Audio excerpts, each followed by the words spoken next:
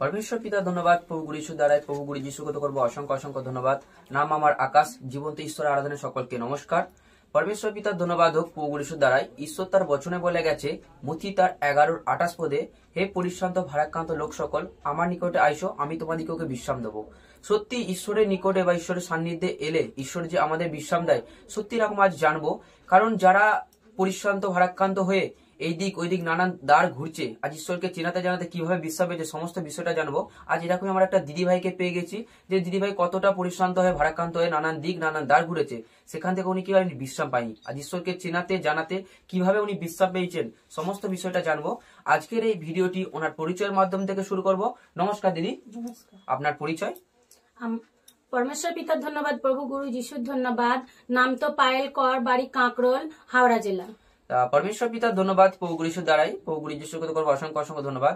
যে দিদি আপনি ঈশ্বরকে জানলেন বা ঈশ্বর ছিলেন, আপনি কত বড় সমস্যা বা কি মানে অন্ধকারের মধ্যে আপনি ছিলেন সমস্ত বিষয়টা একটু সকলের সামনে খুলে বলুন।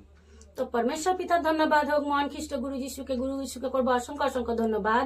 তো আমার এই যে 4 বছরের মেয়ে, এই 4 বছরের মেয়ের মধ্যে এমনই সমস্যা ছিল যে এই মেয়ে কি করতো না, সর্বক্ষণ মাথা ঠুকতো দেয়ালে, কপাটে কিংবা খাটেতে মাথা ঠুকতো, প্রচুর রাগ করতো। আর আমরা যে ঘুমাতাম, দিনান্তরে আমরা ঘুমাতে পারতাম না কিনা। রাতের বেলা কি করতো না আমার মেয়ে কিনা, আমরা ঘুমাতাম, আমার মেয়ে উঠে রাত্রিবেলা কপাট খুলতে যেত। কোনো সময় যদি দেখতে পেতাম তাহলে ধরে নিতাম, না হলে কপাট খুলে বাইরে যেতে চাইতো। এরকমই অবস্থা আমার মেয়ের ছিল।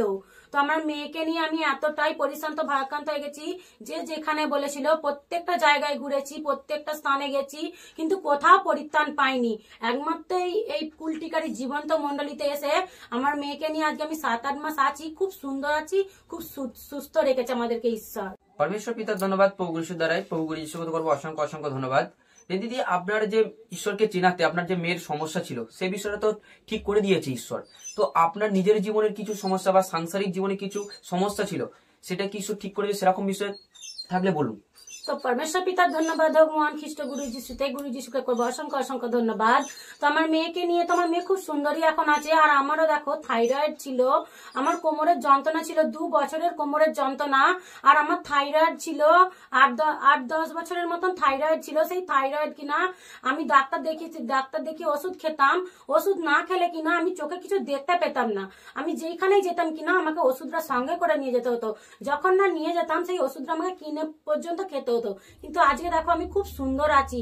আর আমার সংসারেরও প্রচুর অভাব ছিল, আমি এতটাই দিনের মধ্যে চলে গিয়েছিলাম, আমার চারিদিকে সর্ব জিনিস মানে বন্ধক হয়ে গেছিল, এই অবস্থাও চলে এসেছিল। কিন্তু দেখো পিতার কাছে এসে আমি পিতার কাছে সাক্ষ্য শুনেছিলাম, সেই সাক্ষ্য দ্বারা প্রার্থনা করাতে আমার 1,05,000 টাকা লোন দিচ্ছিল। সেই লোনটা আমি সাক্ষ্য দ্বারা প্রার্থনা করাতে আমার পিতা 1,56,000 টাকা লোন করে দিয়েছে। তো আমি সব মানে সর্বদিক থেকে আমি খুব সুন্দর এখন আছি। আর ঈশ্বরের আশীর্বাদে আমি খুব সুন্দরই আছে, আমার সংসারও খুব সুন্দর আছে। আজকে আমরা 7-8 মাস রয়েছি, আমাদের কোন রকম কোনো সমস্যা হয়নি। ঈশ্বরের আশীর্বাদে আমার এতটাই আমরা সুন্দর রয়েছি। परमेश्वर पिता धन्यवाद प्रभु गुरु धन्यवाद যে সত্য ঈশ্বর তার বচনে লিখে গেছে যে পরিশ্রান্ত ভারাক্রান্ত যে সমস্ত সন্তানেরা ঈশ্বরের সান্নিধ্যে এলে ঈশ্বর যে তাদেরকে বিশ্রাম দেয়। সত্যি দিদি ভাইয়ের দ্বারা জানলাম দিদি ভাই কতটা পরিশ্রান্তর মধ্যে ভারাক্রান্ত হয়ে মানে ঘুরছিলেন, কিভাবে উনি কোথায় গেলে বিশ্রাম পাবে। আজ ঈশ্বরকে উনি চেনাতে আজ ঈশ্বর ওনাকে কি করেছে, বিশ্রাম দিয়েছে ওনাকে এবং ওনার সাংসারিক জীবনে সমস্ত দিক থেকে ঈশ্বর ওনাকে কি করেছে, আশীর্বাদ করেছে। পরমেশ্বর পিতা ধন্যবাদ প্রভু গুরু ধন্যবাদ। যে দিদি যারা এই ভিডিওটা দেখছে, যারা এখন অন্ধকারের মধ্যে কষ্টের মধ্যে পড়ে আছে, তাদেরকে আপনি ঈশ্বরের বিষয়ে কিছু বার্তা দিতে চান, সে বিষয়ে একটু বলুন। তো परमेश्वर পিতা ধন্যবাদ, প্রভু গুরু যিশু ধন্যবাদ।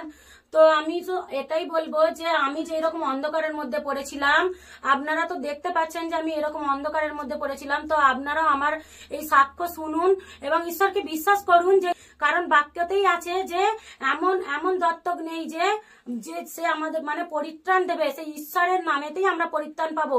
তো ঈশ্বরকে বিশ্বাস করুন, আমি যে এরকম পরিত্রাণ পেয়েছি, অন্ধকার থেকে আলো দেখতে পেয়েছি, আপনারাও পাবেন। তো ঈশ্বরকে বিশ্বাস করুন এবং দুটো নামে ধন্যবাদ দিন, মন্ডলী অন্বেষণ করুন, খুব সুন্দর সুস্থ থাকবেন। এতটাই বলবো, নমস্কার। परमेश्वर पिता धन्यवाद प्रभु गुरु দ্বারাই প্রভু গুরু যিশুকে তো করবো অসংখ্য অসংখ্য ধন্যবাদ। দিদি ভাই সত্য খুব সুন্দর বলে গেল, যারা এখন অন্ধকারের মধ্যে কষ্টের মধ্যে ঘুরছেন পরিশ্রান্ত ভারাক্রান্ত হয়ে, তারাও ঈশ্বরকে চিনুন, ঈশ্বরকে জানুন, যেন আপনারাও বিশ্রাম পান। কারণ দিদিভাই খুব সুন্দর বললো, যারা ঈশ্বরকে দূরে নেওয়ার ধন্যবাদ দেবে তাদের জীবন ঈশ্বর অবশ্যই আশীর্বাদ করবে। তা পরমেশ্বর পিতার ধন্যবাদ, প্রভু যীশুর ধন্যবাদ। যারা এই ভিডিওটা দেখছেন, যদি আপনাদের মধ্যে কারো কোনো সমস্যা থেকে থাকে, অবশ্যই আমাদের এখানে হোয়াটসঅ্যাপ নাম্বার দেওয়া আছে, অবশ্যই আপনারা যোগাযোগ করতে পারেন। সেই সমস্যার সমাধান করতে আমরা যথারীতি সাহায্য করব।